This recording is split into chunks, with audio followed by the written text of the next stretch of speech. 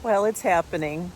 Fall is here, and I'm harvesting like crazy and preserving, making soups, and I'm making a compound butter or two. And I'd love for you to stick around and join me.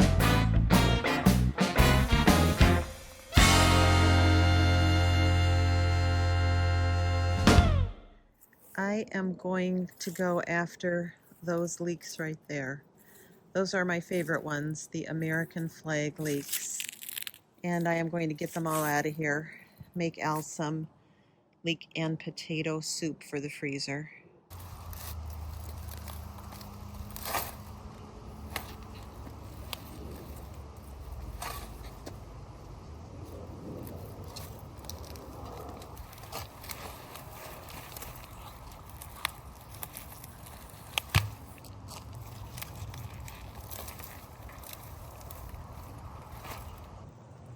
Well, those first four that came out are really, really good size, as you can see, compared to my thumb. Pleased with those. Now, for some reason, these are a little bit more of a struggle. I'll have to work at them. Well, my American flag leeks never disappoint with how robust in size they are. These are gorgeous, and this is enough to process, so I better get on with it. Here's how I like to preserve leeks. I just saute them for a little bit till they're just soft or getting soft, and then I let them cool and I freeze them to use later. I'm going to get down in here and take probably 3 of these fennel and leave 3 for another time. Last 2 celeriac are pretty darn good size, so that'll be for another time. Well, there's my little haul, partially cleaned up so you can see it a little bit better. And I am going to have a super day. So I give things a quick wash outside so I'm not bringing in an excess of dirt inside.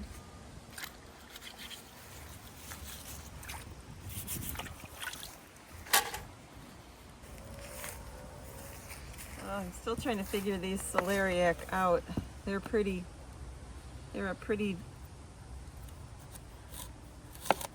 rooty veg. But these are going to make a great soup, I think. We've really enjoyed them, making air fryer chips. They have an interesting, delicate, somewhat celery flavor. Whew.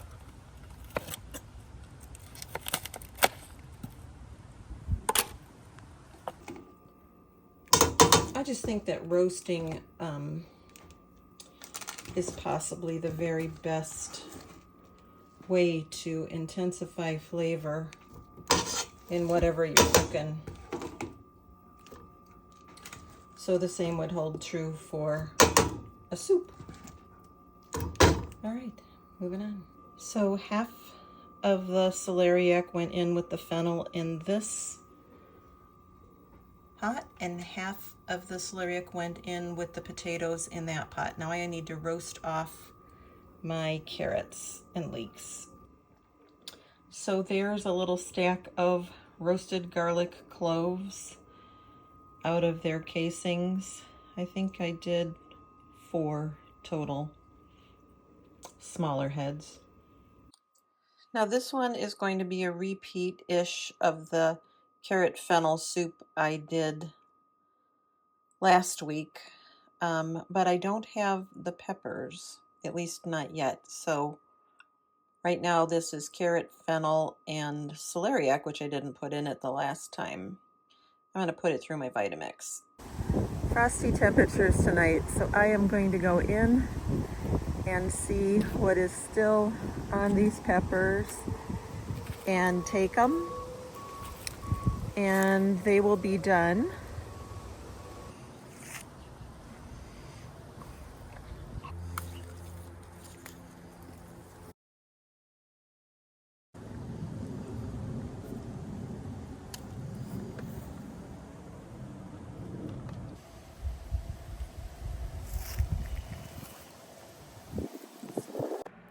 Well, there are the peppers from the pots inside the cage. Not bad.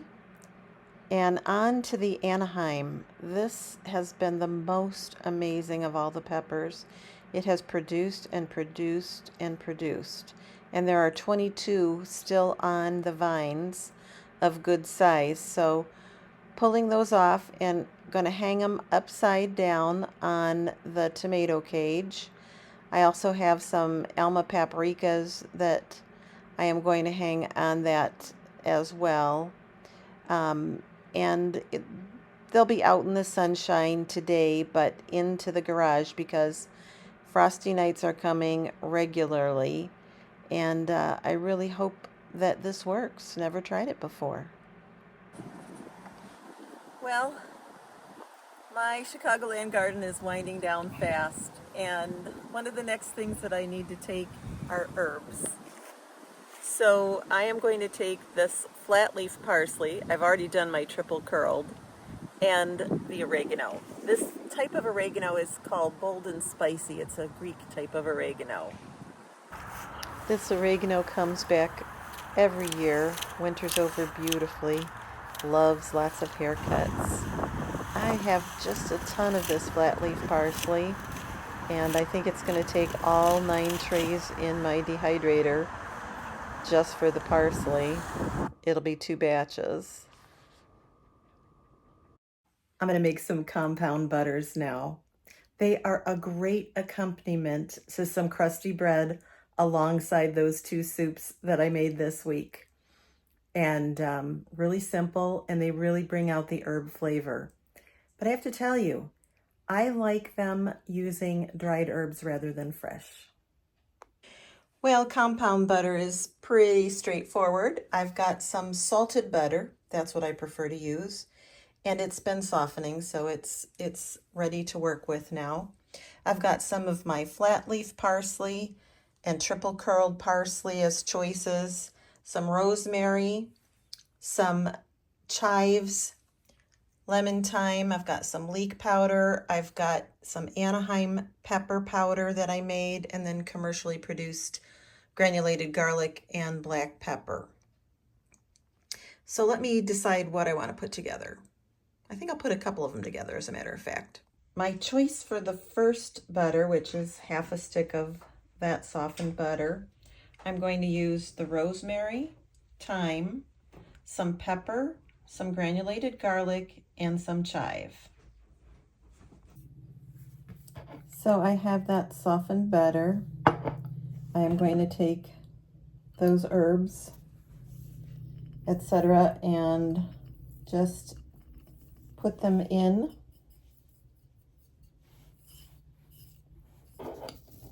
And then I am just going to mix them in. Easy as that.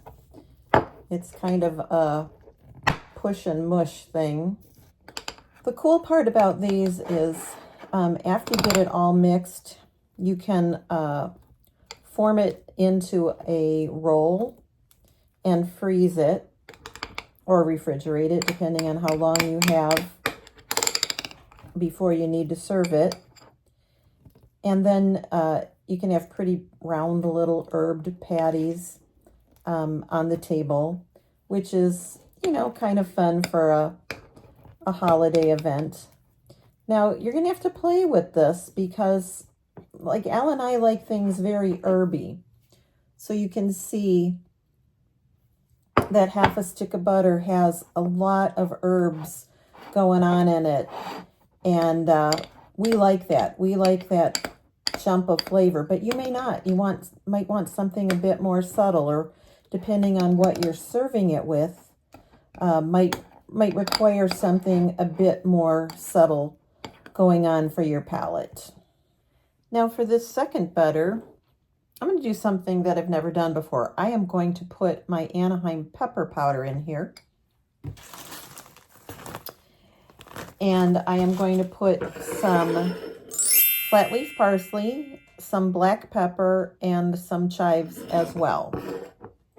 So the first thing I'm going to do is put that pepper powder in. And I am going to put a generous amount of this pepper powder in there, because I want that to form the base of this. And the first thing I'm going to do is get that well mixed in here alone, because I think it's going to change the overall color of this butter. So far, it's kind of cool.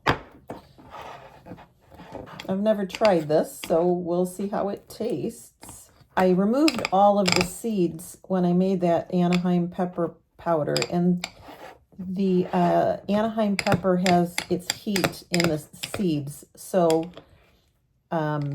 this is, you know, actually a very delicious, mellow pepper taste rather than a hot, or actually mildly hot pepper flavor.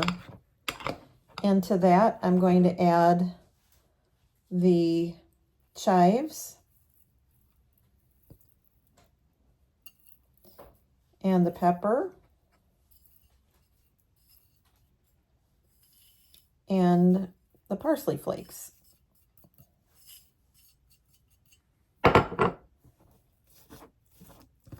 Okay, this is just for Al and I to taste test, and I'll probably freeze the leftovers to use another time. But there it is. Looks interesting, doesn't it? Can't wait to taste it. On the top of my carrot fennel soup, I am going to put some fresh parsley, some sprouted pumpkin seeds, some Parmesan, some cranberries dried, and some fennel from my garden. On top of Al's leek, potato, and celeriac soup will go some chives, some aged cheddar, and some sprouted pumpkin seeds. Well, it's time to dig in. There's my soup and Al's soup, the 2 compound butters, and a nice crusty loaf of bread. Okay, now that you're a few bites in, what else do you think you taste? I taste some rosemary and I taste some thyme. Do you like that combo? Really, really good. That's good. That is good. Great combo. Bite number 1, I really was just all about that Anaheim pepper powder. Second bite, I got the other herb undernotes. I think that's a winner combination. Making compound butters is really a lot of fun. Sky's the limit. I think I'm getting more of the peppers than I am anything else. Which do you prefer? The rosemary thyme one, I think. This one's good, but that one I think is better if I have to pick. So I'm a few bites in now on the other compound butter. And honestly, the star of the show on this one is definitely the rosemary. And it's delicious. I think this one would be paired well with a white bean soup that I make. It's very, very good. Well, fall just seemed to happen, didn't it? That's crazy. I hope you enjoyed today's video as we come up to Halloween. And fall is really in full force now. And I hope that you liked learning a little bit about a compound butter if you'd never tried it before. It's a great way to use your herbs and enjoy them in a different way. And sometimes I think you can actually get the flavor of the herbs and the combinations of flavors of the herbs if you make a little compound butter. It's also great to put a pat of a compound butter on top of a good steak, just about the last 1 minute that it's cooking, and let it melt over the top. That's good too. Anyway, I hope you'll join me again. And remember, sometimes the only thing we harvest is knowledge. and that's okay. Bye for now. We'll see you on the next one.